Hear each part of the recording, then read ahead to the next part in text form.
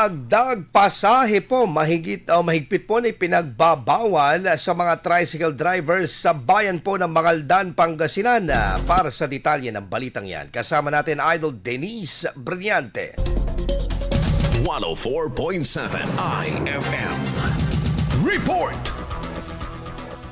Hindi pinahihintulutan ng lokal na pamahalaan ng Magaldan ng dagdag pasahe sa mga tricycle driver sa kabila ng patuloy na pagtaas ng presyo ng gasolina at krudo. Ito ay matapos ang pagpupulong ng lokal na pamahalaan at Banawang Amansabina Banlag Tricycle Operators and Drivers Association noong Abril 13 kung saan iginiit ang dapat na pagsunod sa umiiral na polisiya laban sa fare increase. Daing ng ilang driver na lumiliit ang kanilang kita dahil sa gastos sa pamamasada habang nananatiling hindi nagbabago ang pamasahe. Sa kabila nito, bagamat hindi sinabi kung magkano at kailan ibibigay, nangako ang lokal na pamahalaan na inihahanda na umano ang ayuda bilang pansamantalang tugon sa issue. Kasama mo mula rito sa IFM News, dagupan ito sa Idol Denise Brillante, Tatak IFM.